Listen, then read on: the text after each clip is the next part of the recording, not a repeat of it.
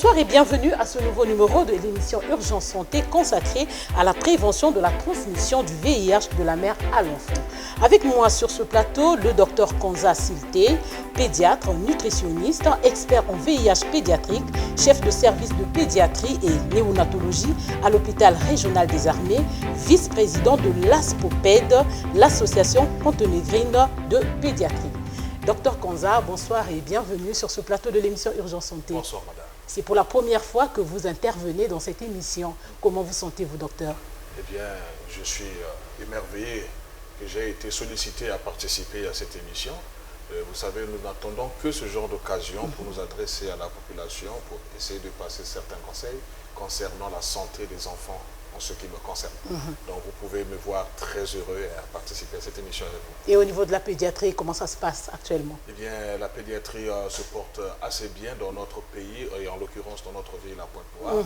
En ce moment, nous sommes un peu en période d'accalmie à cause de la saison et de la fermeture des écoles. La saison sèche, ouais. Voilà, et donc nous avons un moindre travail pour le moment, mais bientôt seulement, les malades vont revenir. D'ici quelques semaines, hein, disons. Alors, docteur, vous êtes vice-président de l'ASPOPED, l'association ponténégrine de pédiatrie. Un mot à propos? L'association ponténégrine de pédiatrie, c'est une association que nous avons créée il y a une année et qui a réalisé sa sortie officielle le 15 avril de cette année. Alors, elle regroupe pas seulement les pédiatres, mais toutes les personnes qui veulent bien intervenir et qui interviennent de par leur profession dans la santé de l'enfant.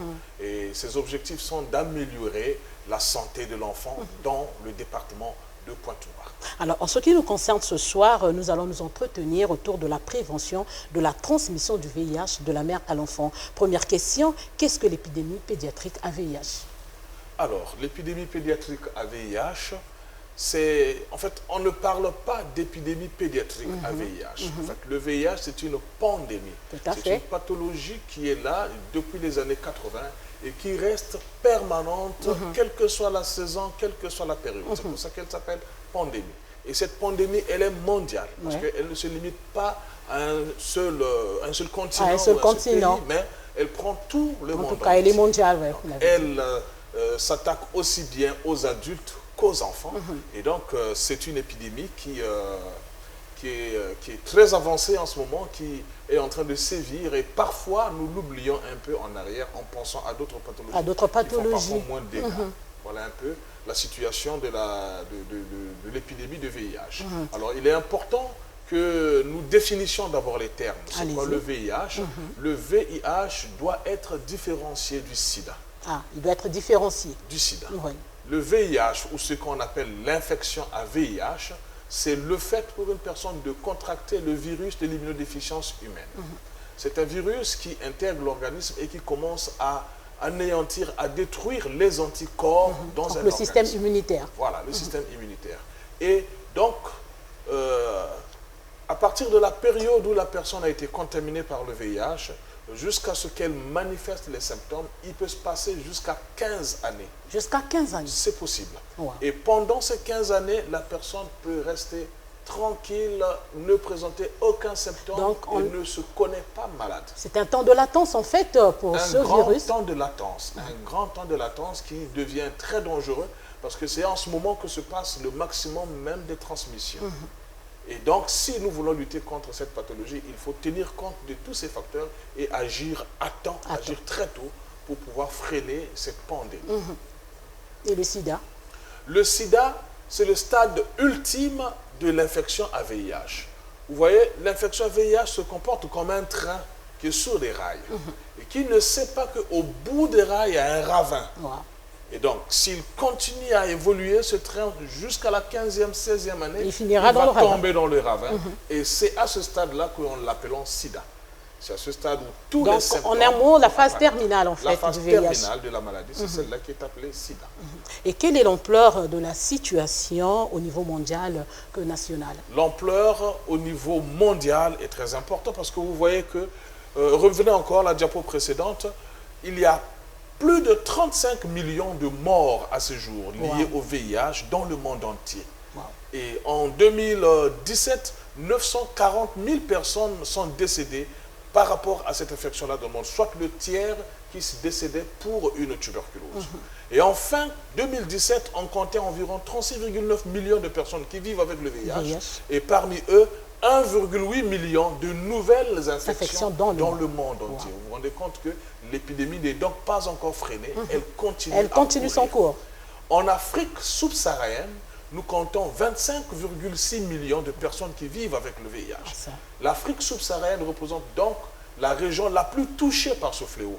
Et elle concentre également près des 2/3 des nouvelles infections du monde entier. Donc le problème est principalement au niveau de l'Afrique subsaharienne. Et là encore, il faut dire que plus de 21,7 millions de personnes qui vivent avec le VIH étaient sous traitement antirétroviral au niveau mondial. Ça, c'est plutôt une information assez encourageante et qu'il faut continuer à encourager pour qu'on atteigne près de 95% des personnes mises sous traitement. Dans toute l'Afrique, nous avons, comme nous l'avons dit, 25,3 millions de personnes qui vivent avec le VIH, ce qui représente 70% de la population mondiale. Et nous avons chaque année 404 000 décès en Afrique liés à l'infection par le VIH. En Afrique centrale, la situation est encore pire. Heureusement, depuis ces dernières années, avec la mise en route des thérapies antirétrovirales, nous constatons quand même une réduction au niveau des nouvelles infections, une amélioration. De près de 29%, et également une réduction au niveau des décès liés au VIH de près de 37%. Mais là, il faut que la population soit informée, qu'ils viennent se faire dépister. Et qu'ils soient mis sous traitement pour éviter cette évolution fatale. Vous voyez, cette carte que nous projetons présente l'incidence de cette maladie, le VIH, au niveau de notre population. Le département le plus touché dans notre pays, c'est le département de la Lékoumou, avec 4,8%. Mais tenez-vous bien, notre département Pointe-Noire vient en deuxième place, avec 4,6% d'incidence. C'est-à-dire que sur 100 Ponténégrins, 4,6 sont infectés par le VIH. Et ça, c'est un chiffre qui est déjà énorme. Et très inquiétant. Et inquiétant, justement. Alors, nous poursuivons, docteur. Qu'entendez-vous finalement par la transmission de la mère à l'enfant? Puisque notre but ici, c'est la prévention de cette transmission. Voilà. Avant que je vous parle de la transmission de la mère à l'enfant, je vais d'abord vous parler de la transmission de manière générale du VIH. Il y a 3 voies de transmission qui sont connues concernant le VIH. Il y a la voie sexuelle, qui est la principale voie, à l'occasion des rapports sexuels non protégés, et nous pouvons contracter le virus. Il y a la voie sanguine, en utilisant les mêmes seringues lorsqu'on se pique, en utilisant les mêmes objets de coiffure, et nous pouvons aussi nous transmettre le virus à ce niveau-là. Et la troisième voie, c'est la voie mère-enfant. C'est-à-dire que celle qui nous concerne ce soir. Qui nous concerne pour cette émission. La mère qui porte un bébé, et si elle est infectée par le VIH, elle va transmettre le virus à son bébé, justement, et cet enfant va naître déjà contaminé par l'infection. Voilà un peu ce qu'on appelle la transmission mère-enfant. Et parlez-nous, comment ça se passe, cette transmission? Qu'est-ce qui se passe en fait?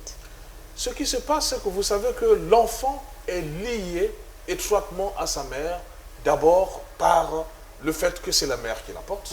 Ensuite, il y a le cordon ombilical qui relie les deux donc l'enfant et la maman. Favorise des échanges entre l'enfant et sa mère. La mère. Donc, à ce niveau, il peut déjà y avoir contamination parce que le sang de la maman contenant les virus, ce virus, via le placenta, peut traverser la barrière placentaire et infecter l'enfant. Le deuxième processus, c'est que ce virus a des endroits où il a une forte prédilection, où il préfère aller siéger. Au niveau des organes génitaux de la femme, par exemple, il y a une forte concentration du VIH. Alors, pendant l'accouchement, lors du passage de l'enfant dans la filière génitale, il peut ramasser le VIH à ce niveau et se faire contaminer aussi.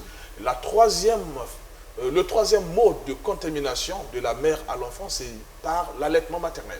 Parce que l'enfant va allaiter le sein de sa mère. Si des précautions ne sont pas prises, et le lait de la mère contenant le virus, il va transmettre le virus à son enfant et son enfant pourrait être contaminé. Et puisque vous parlez de précautions, docteur, quelles sont ces précautions-là qui devaient être prises? Les précautions, c'est ce que nous développerons dans notre émission d'aujourd'hui, c'est réaliser ce qu'on appelle la prévention de la transmission mère-enfant.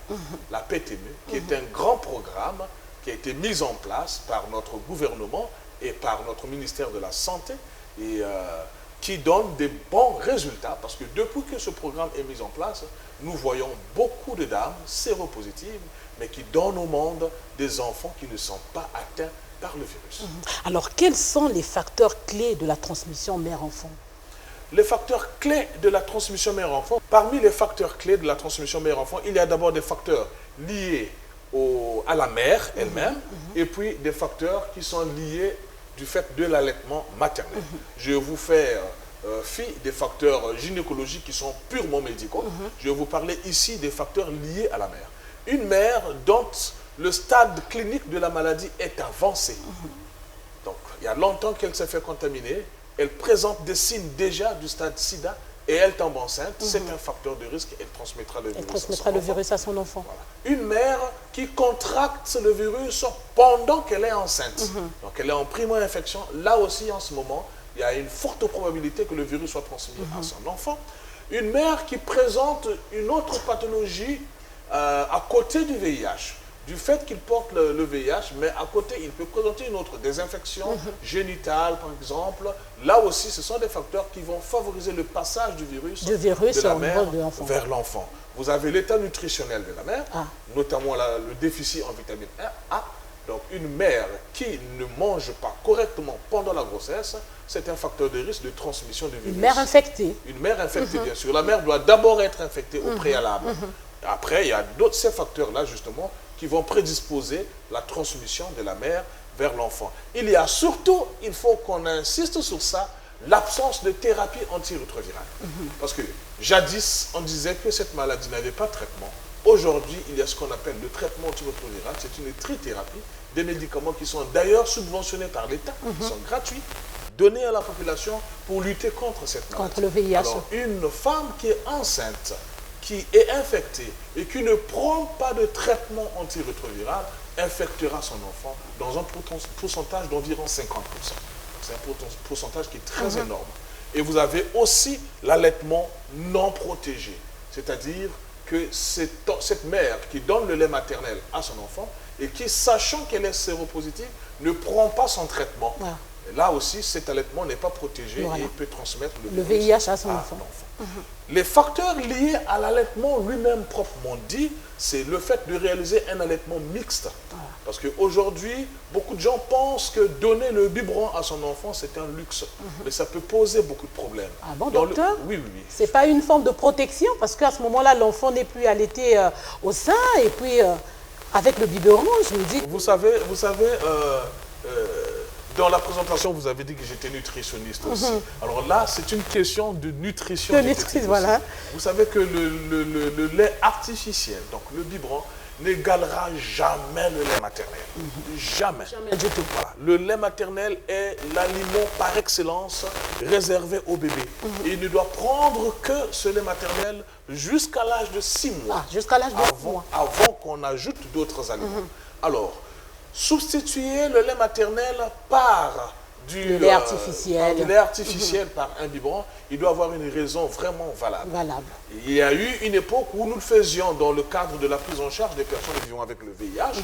Nous arrêtions l'allaitement maternel pour mettre l'enfant sous biberon parce que il n'y avait pas de solution, on n'avait pas encore de preuves que le traitement antirétroviral pouvait anéantir les virus. Alors, actuellement, le traitement existe, il est accessible à la population, il est gratuit.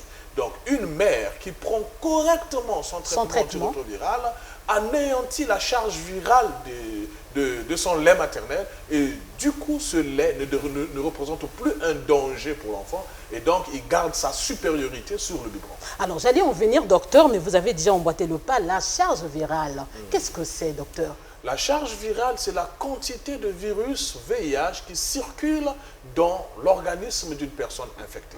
Vous savez, le VIH, lorsqu'il intègre un organisme, il se met à se multiplier.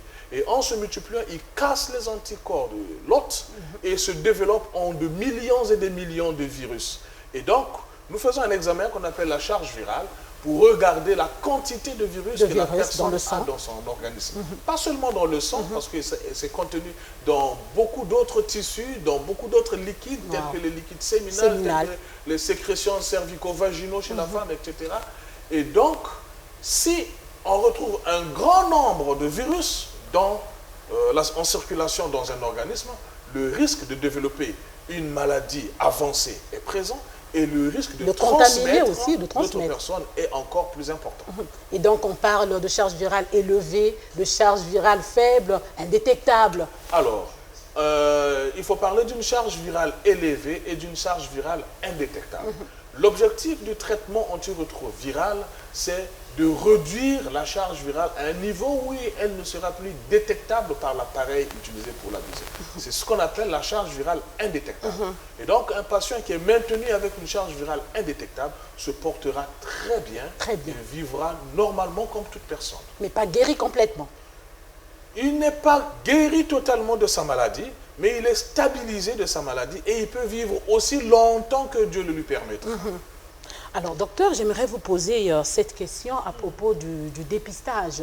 Comment cela doit se faire? Parce qu'on a comme l'impression que nombreuses des femmes ne veulent même pas, sachant déjà la stigmatisation qu'il y a autour, ne veulent pas faire cet examen-là. Alors, comment s'y prendre pour les amener à faire le dépistage du VIH? Alors, la première des choses, c'est que nous devons lutter contre la discrimination et la stigmatisation. C'est ce que nous, professionnels de santé, nous faisons déjà. Et nous demandons aux médias aussi de continuer à marteler sur cela pour que cette population atteinte de cette maladie ne soit pas stigmatisée parce que c'est un comportement qui est néfaste pour eux. Et aujourd'hui, cette population et ainsi que les médias et tout le monde doit savoir qu'il existe une loi, la loi du 30 juin 2011, qui protège les personnes vivant avec le VIH. Donc, lorsque ces personnes sont victimes d'une stigmatisation, ils peuvent saisir les juridictions compétentes pour porter plainte et ils gagneront gain de cause. Et comme ça, la population sera aussi avertie et évitera de stigmatiser cette population. Alors, en ce qui concerne le dépistage, dans le cadre de la prévention de la transmission mère-enfant, actuellement, il faut dépister toute femme enceinte. Dès le premier contact avec la sage-femme ou le gynécologue ou le médecin qui va suivre la grossesse. Toute femme enceinte. Toute femme enceinte doit être dépistée. Donc, le dépistage VIH est rentré dans le cadre des examens demandés à une femme enceinte dès qu'elle vient à l'hôpital. La particularité de ce dépistage, c'est qu'il faut obtenir le consentement de la dame enceinte. Donc, il faut lui expliquer, il faut lui faire d'abord ce qu'on appelle un counseling, lui expliquer un peu ce que c'est que cette pathologie, lui expliquer le danger qu'il y a à transmettre le virus à son enfant, lui expliquer la nécessité pour elle d'avoir un enfant qui soit sain, qui ne porte pas la maladie, et ça, c'est un facteur très important. Généralement, c'est ça qui fait booster les dames à accepter le test. Et une fois qu'ils ont accepté le test doit être fait en ce moment. Alors, là aussi, il faut que je précise quelque chose, parce que souvent, nous recevons des dames, des bébés qui viennent de naître, et le test VIH a été fait depuis le début de la grossesse, il a été négatif et il n'a plus été refait jusqu'à l'accouchement. C'est une mauvaise manière de faire, parce qu'on peut se contaminer à tout moment. Et vous l'avez vu là que lorsqu'on se contamine pendant la grossesse, on a encore un risque plus élevé à contaminer son enfant. Donc lorsque le premier test a été négatif, il faut le refaire tous les 2 mois jusqu'à l'accouchement du bébé. Alors, parlons des risques, docteur, lors de l'accouchement. Quels sont les risques, on va dire, notoires de transmission du VIH de la mère à l'enfant? Eh bien, le risque, il existe déjà du fait que la maman, elle porte le virus. Et au moment de l'accouchement, cet accouchement doit être propre. Propre, c'est-à-dire, docteur? C'est-à-dire que l'équipe qui pratique l'accouchement, ils connaissent ce qu'on appelle un accouchement propre. Ils doivent veiller à ce que les organes génitaux de la dame soient préalablement nettoyés et lavés correctement pour éliminer déjà les quelques virus qui y résident. Il faut veiller à ce que la dame saigne moins pendant l'accouchement, parce que c'est dans le sang que circule le virus. Il faut veiller à ce que cet enfant, dès qu'il est né, qu'on lui fasse prendre un bain rapidement, qu'on le nettoie pour éviter justement que cet enfant soit contaminé par le virus. Alors, il y a une pensée... Il y a aussi le fait de réaliser des touchés vaginaux intempestifs pendant l'accouchement Et il est important de les limiter lorsqu'il s'agit d'une... limiter les touchés vaginaux. Limiter les touchés vaginaux lorsqu'il s'agit d'une femme portant le virus. Parce que le fait de traumatiser la poche des os par des touchés, ça va favoriser la montée du virus. Il y a des blessures qui se créent et ça va favoriser la montée. Et il y a une pensée qui laisse croire que pendant la section du cordon ombilical, il y a quelque chose qui se passe au milieu et ça favorise la transmission. Docteur, qu'est-ce qu'il en est exactement? Non, ce n'est pas au niveau de la section du cordon ombilical qu'il faut... Plutôt, ce qu'il faut dire dans certaines pathologies, si vous prenez la prématurité par exemple, nous ne serons pas pressés d'aller sectionner le cordon ombilical chez un prématuré parce qu'il doit continuer à recevoir ses nutriments et le sang de sa maman pour éviter de présenter des pathologies telles qu'une carence en fer. Mais dans le cadre de l'infection à VIH, justement, puisque nous avons dit que le virus peut être transmis par ce cordon, et dès que l'enfant est né, il faut être rapide et aller vite couper ce cordon. Alors, parlons du mode d'accouchement, docteur. Est-ce que la césarienne ne serait pas adaptée pour ce genre de cas? Il a été décrit que la césarienne était un peu comme protectrice à la transmission mère-enfant. Donc, l'accouchement par voie basse augmentait le risque de transmission. Mais vous connaissez le coût de la césarienne. Vous connaissez tous les aléas qui vont avec la césarienne. Ce n'est pas toute la population qui pourrait avoir accès à une césarienne. Et ce n'est pas à toutes les dames aussi qu'on va proposer une césarienne. Il vaut mieux utiliser la voie basse lorsque, bien sûr, toutes les conditions sont réunies pour éviter la transmission. Mais fut un temps, docteur, la césarienne avait été rendue gratuite. Est-ce que la disposition n'est plus d'actualité? Elle est toujours gratuite à la date d'aujourd'hui, à ce que je sache. Je ne suis pas gynécologue, je suis pédiatre, moi je m'occupe des enfants, mais je pense que jusqu'à la date d'aujourd'hui, la césarienne est gratuite encore dans notre pays. Alors, parlons de la prévention de façon concrète. En quoi se résume-t-elle?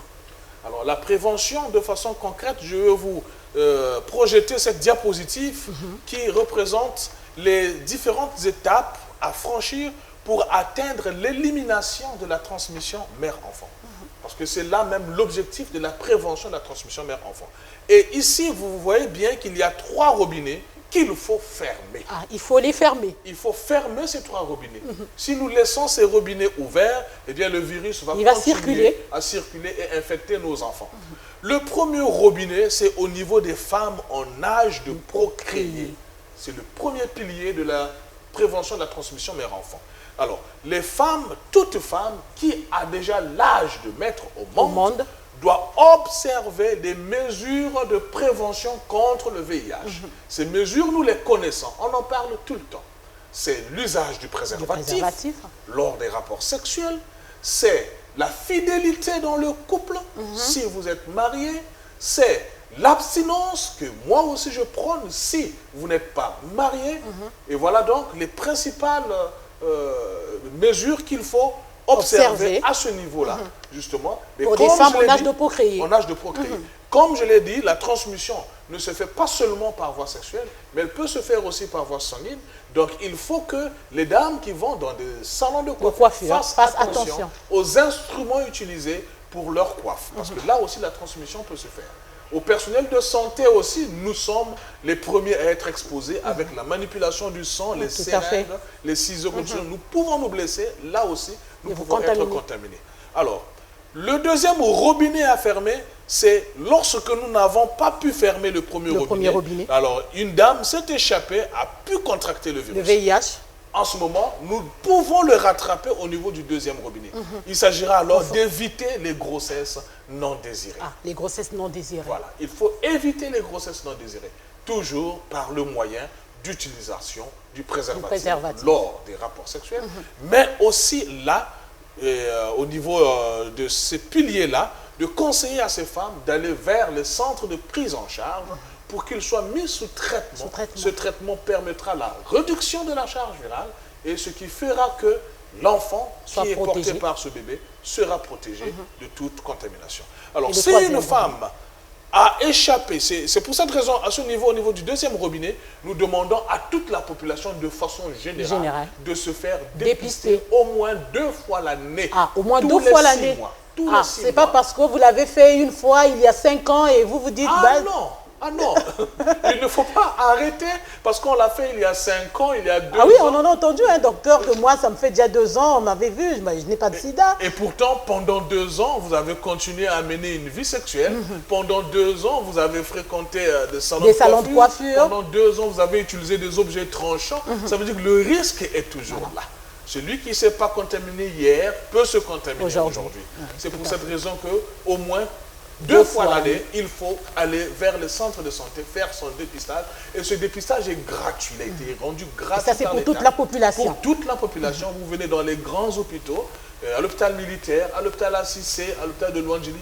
On vous fait gratuitement le test. Et même dans les CCI aussi, docteur. Dans les CCI aussi, et certains CCI qui ont été ciblés, nous faisons le dépistage à ce niveau aussi. Donc il faut encourager le dépistage à ce niveau. Alors, lorsque malheureusement une femme s'est déjà infectée, nous arrivons au 3e robinet. C'est donc là, proprement parlant, de la prévention de la transmission mère-enfant. Parce qu'en ce moment, la dame, elle vient à vous déjà enceinte. Déjà enceinte. Et elle est contaminée. Elle est contaminée, infectée. Il faut donc que l'agent de santé qui reçoive puisse faire attention et proposer dès le premier contact le test VIH. Et je profite aussi de dire à la population, aux dames, aux jeunes dames qui peuvent tomber enceintes, lorsque vous allez chez votre sage-femme, chez votre gynécologue, si celui-ci ou celle-ci n'a pas proposé le dépistage VIH, vous proposez-le parce que c'est pour votre bien. Ah, mais souvent les dames ont peur, hein, docteur, vous savez, dès que vous entendez parler du VIH, il y a comme une peur qui s'éveille. Et puis bon, mais on se dit, ben, le médecin n'a rien dit, mais moi aussi je passe. Il y a plus du mal à garder sa peur et à ne pas faire le dépistage plutôt qu'à surpasser sa peur et à faire le dépistage. Parce que si vous restez enfermé derrière votre peur et vous n'en parlez pas, vous en faites un sujet tabou, eh bien, vous allez transmettre le virus à votre enfant. Alors cet enfant, il est difficile qu'il atteigne l'âge de 2 ans s'il n'est pas pris en charge. Vous-même, il y a des familles qui se déciment avec cette façon de faire. Voilà, des dames qui contaminent 3, 4 enfants. Ça, c'est une autre paire de manches, mais sinon que justement, c'est pas normal qu'une femme enceinte puisse mettre au monde des enfants atteints de VIH. Et si ces enfants commencent à mourir, on ira chercher d'autres problèmes dans la famille. On parlera des problèmes de sorcellerie, on parlera des problèmes d'église. Non, il s'agit simplement d'un virus qui est là.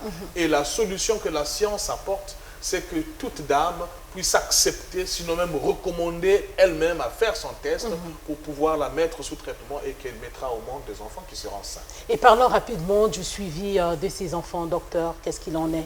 Le suivi de ces enfants, la PTME consiste d'abord, une fois que la dame a été testée positive, elle est mise sous traitement par la sage-femme. Et elle suit ce traitement jusqu'à l'accouchement. Ce traitement continuera certainement pour toute la vie, mais pour le cas de la PTME, elle est maintenue sous traitement jusqu'à l'accouchement. Jusqu'à l'accouchement. Le jour de l'accouchement, elle est déjà mise en contact avec un pédiatre qui doit suivre l'enfant, avant même que l'enfant ne naisse. Et le jour de l'accouchement, il y a un kit de médicaments qui est là. Il y a un médicament antirétroviral que nous devons donner à l'enfant dans les 4 heures après sa naissance. Immédiatement. Il faut lui donner ce médicament. Et une fois qu'on a donné ce médicament, on va poursuivre ce médicament pendant une durée qui varie entre 6 semaines et 3 mois en fonction du mode d'allaitement qui a été choisi par la dame. Nous continuons à le suivre jusqu'à l'âge de 18 mois en effectuant des tests de temps en temps, en renforçant le traitement.